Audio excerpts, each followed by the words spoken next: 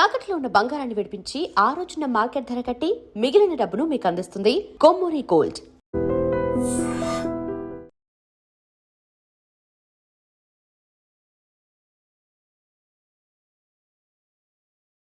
వచ్చాను ఊరికి నీతులు చెప్పే నీ భాగవతం బయట పెట్టడానికి, ఏ శక్తి నిన్ను ఆపబోతుందో చూపెట్టడానికి అసలు సిసలైన మగాడు అడుగు పెట్టబోతున్నాడు.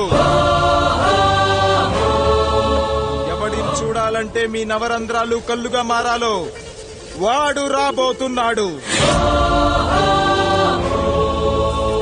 చెప్పి వచ్చే తుఫాను కాదు వాడు, వచ్చాక చెప్పుకునే సునామీ వాడు. ఇక వాడిని ఆపటం అంటే ఎవరెస్ట్ ని క్రేన్ తో లేపటమే. పాపారాయుడు, పెదరాయుడు, ఆరాయుడు, ఈ రాయుడు అని మీ బతుకుల్లో రాళ్లు వేస్తున్న వాళ్ళకి సమాధానం చెప్పటానికి వస్తున్నాడు అసలు సిసలైన Rayudu. So I'm presenting you the one and only Android.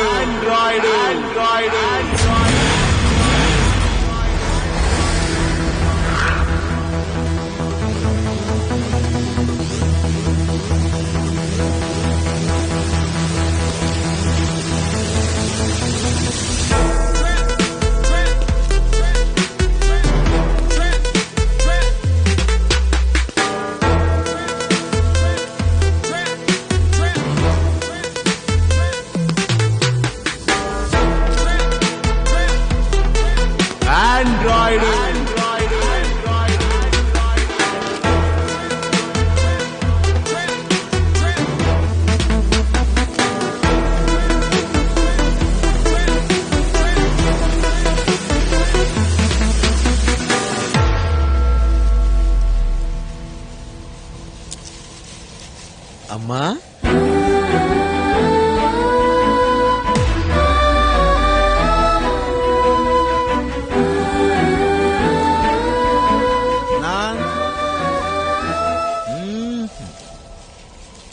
నాన్న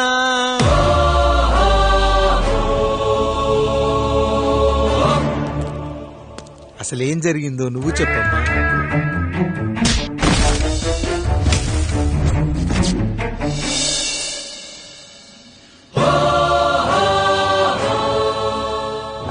ఏరా పెదరాయుడు, త్రికాలాత్రక, ఓరి ఓరోరి ఆపరా నీ ఉన్మత్త గార్తాబారవాలు.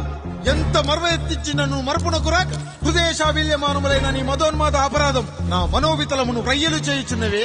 అహో క్షీర వారాసి జనతారక సుధాకర కొణిదల నందమూరి అక్కినేని గట్టవనేని మంచు దగ్గుపాటి వంశ సముత్పన్న మహోత్తమ మహా నట పరిపాలిత చిత్ర సామ్రాజ్యమున నూతన వారసుడనై నిజభుజ వీర్య ప్రకంపిత చతుర్దశ భువన సూర్యవరణిలకు భ్రాతా సమానులైన చతుష్టి పితృవులకు అనుజుడనై సింహపురి తీరమున జన్మించి భరతఖండమున సకల జనులచే పరమ పావనిగా కీర్తింపబడుతున్న మహోత్తమ మహిళ ఈ పతివ్రత పండునకు పుత్రుడనై మానజనుడనై మనగడ సాగించు నన్ను చూసి ఈ విశ్వమంతయు ప్రసుడట అని పగులబడిన ఊటయా, అనాథాన్ని అవహేళన చేయుటయా.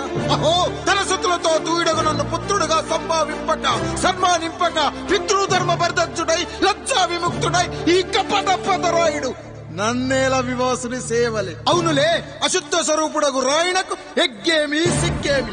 వంతున ఆలికి ముందు కాలిని పరిభోగించిన పర్యంతము రచ్చన కర్పిచ్చుతో పచ్చి వైభవంలో తేలించు వీడు తన ఇంట ముగ్ధదాసి సాంగత్యమున నన్ను కని త్యజించినంత మాత్రమున నేనేలా కటకట పడవాలి. ఊర కుక్క ఉచిత జ్ఞానముతో సంభోగించిన సరిపెట్టుకుంటున్నా ఈ లోకమున మూకుడుండునా. అయినను దుర్వ్యాజమున సాగించు అవివేక న్యాయ విచారణ అని తెలిసి మేమేలా రావాలి. వచ్చితివి పో విచక్షణాపేతమై సర్వత్ర కామ కలాపాలు సాగించి ఈ శునకమ్ము ఇచ్చట ధర్మ విధేతగా ఏలా ఉండవాలి. ఉండినాడు పో వృక్షమునకు వత్తము కట్టిన విదుక్షాపేక్ష కలిగి తన పరభేదములను మర్చి విచక్షణ రాహిత్యముతో అట్ట సంభోగమునకు పాల్పడు. ఈ త్రాపి ఉన్న చోట మా మాతృమూర్తి ఏలా ఉండవాలి. ఉండినది పో సజీవ భూచర మేష గోప సారూప్య మానవ సంచారిక విధానమున కాలవాలమగు ఈ గ్రామమున మేమేలా కాలు మోపవాలి. మోపితిమి పో సకల రాజాను కోటి సంక్షిప్త రత్నప్రభ నీరాజితంబగు మా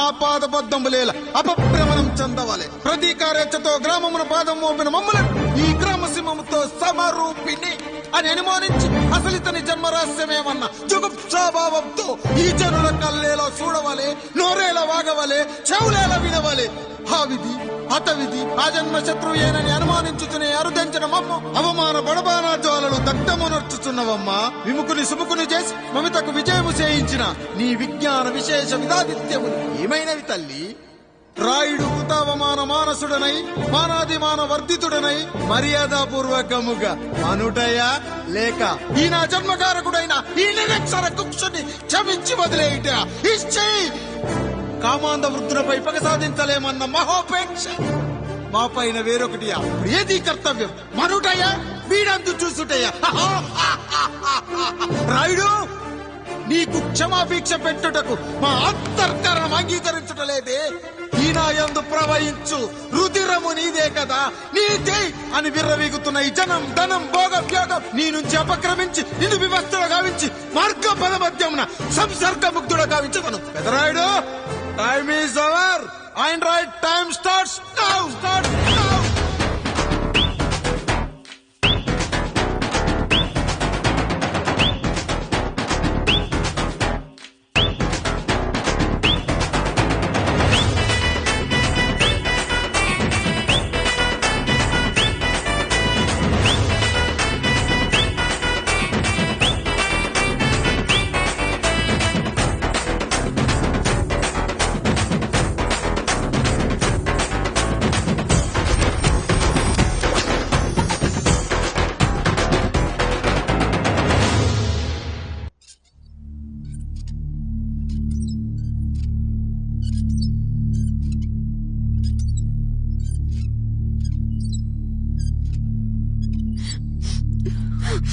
జానకి ఇంకెక్కడుంది?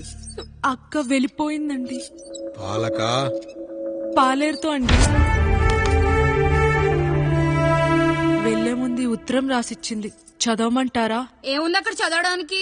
మీ మనసులో చాలా మంది ఆడవాళ్ళకి ఖాళీ ఉందేమో కానీ బెడ్రూమ్ లో మంచంలో మట్టికి ఖాళీ లేదండి, అందుకే పోతున్నా అని రాసుంటది. అంతేనా వదినా? నువ్వుండు. ఉమ్మా అమ్మా, ఎంత పరువు తక్కువ, ఎంత పరువు తక్కువ. ఎవరి గదులో వాళ్ళు తలుపులేసుకోమని కేకలేశారు, మరిదిగా చెయ్యేశారని తరిమేశారు. పరువు ప్రతిష్ట మన ఇంటికేసిన సొన్నం అన్నారు. తీరా చూస్తే పని మంచితో సరసం సంతానం.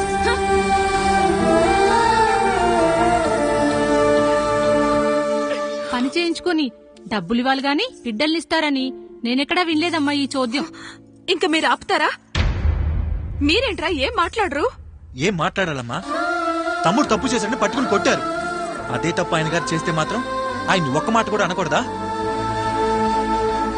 అంటే అమ్మా, రేపెప్పుడైనా మాకు కూడా ఇంకో ఫ్యామిలీ పెట్టుకోవాలని కోరిక కలిగినప్పుడు అప్పుడు నువ్వు చేసిన పనే మేము చేసావు నాన్న అని చెప్పటానికైనా ఇప్పుడు మాట్లాడాలి కదమ్మా.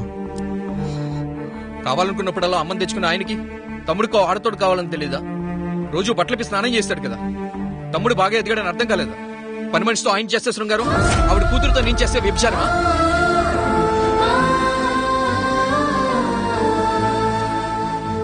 మాట్లాడవేంట్రా కాముడు? నువ్వు కూడా నా చొక్కా పట్టుకుని అడగరా? బాబుగారు అడగరా? అడుగు. నా భార్యకు పుట్టిన బిడ్డ నీ పోలికలతో పుట్టాడు, ఏం చేసావని అడగరా? బాబుగారు అడుగు. ఏమడగమంటారు బాబుగారు?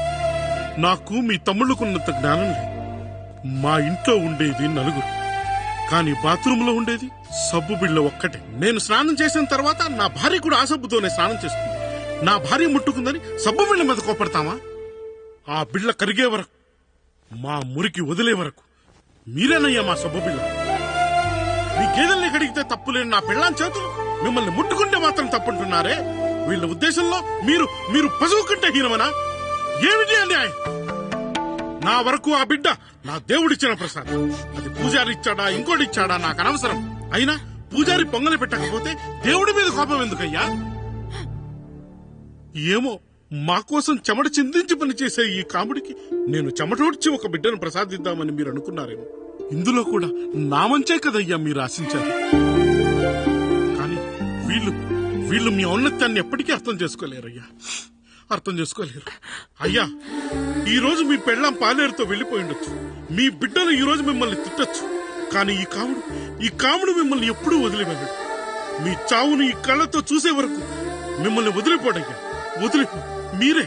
మీరే మా దేవుడు, మీరే మీరే మీరే మా దేవుడు, మీరే మా దేవుడు, మీరే మా దేవుడు.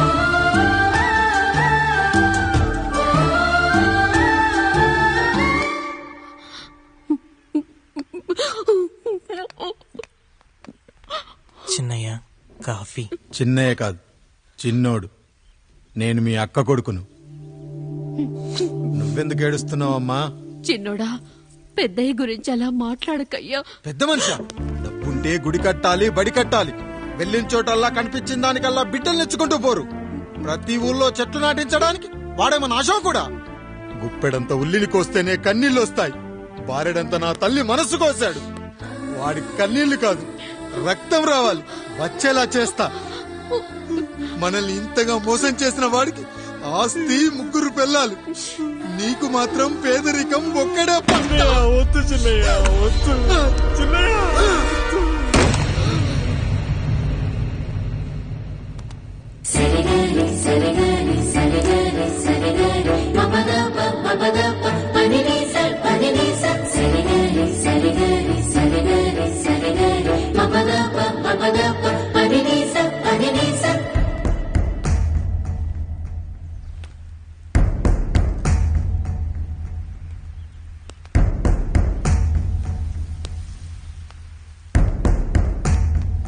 నాన్న,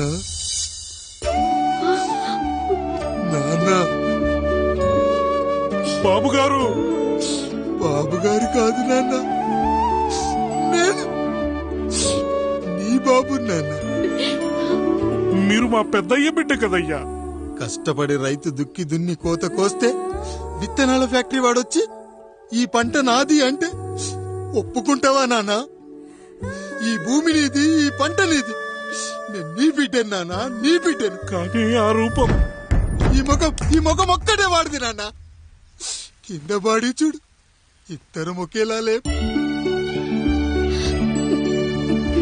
నేను నీ బిడ్డను నాన్న.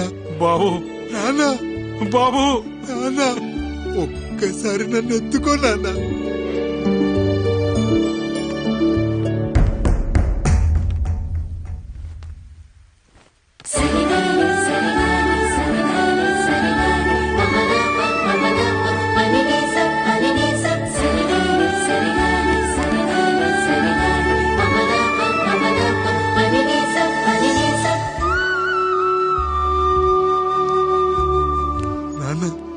నువ్వెంత మంచివాడివి నాన్న.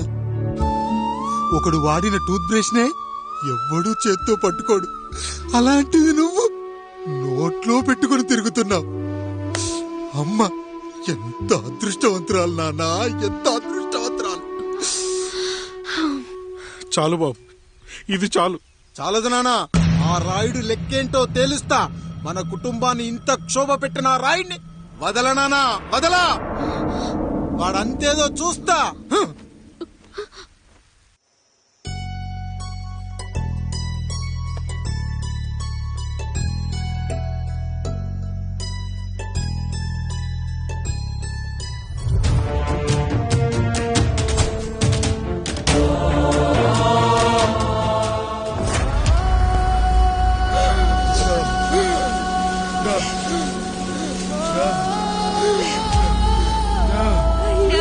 చూడండి అయ్యా, వీళ్ళని చూసాకైనా మీ మనసు కరెక్ట్ లేదా? తాగటానికి నీళ్లు లేక చావు బతుకుల మధ్య కొట్టు బిట్టాడుతున్నారయ్యా. పచ్చగా ఉండే ఈ ప్రాంతానికి ఏం దిష్టి తగిలిందో ఏమో. భూమిలోనే కాదు, మా కళ్ళల్లో కూడా నీరు ఇంకిపోయేలా చేశాడా దేవుడు.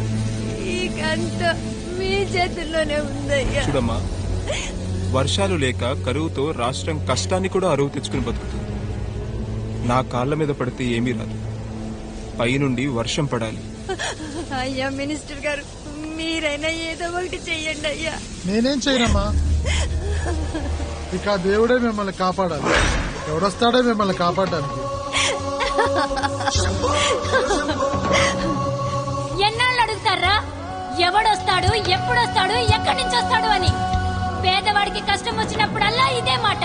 70 ఏళ్లుగా హీరో రావాల్సి వచ్చినప్పుడల్లా ఇదే మాట. ఇంకా ఎన్నెళ్ళు అడుగుతారా? ఎవడొస్తాడే మిమ్మల్ని కాపాడడానికని మీరు మమ్మల్ని అడగటం, వస్తాడ్రా అని మేము మీకు చెప్పడం. అయినా సరే మళ్ళీ మీకోసం ఇంకోసారి చెప్తున్నాను, వస్తాడు. ఆకాశాన్ని చింపుకుంటూ వస్తాడు, నేలను పగలగొట్టుకుంటూ వస్తాడు. ఎవడు? దేవుడు. దేవుడా? రాయికి వరమిచ్చిన రాముడి దేవుడైతే ద్రౌపది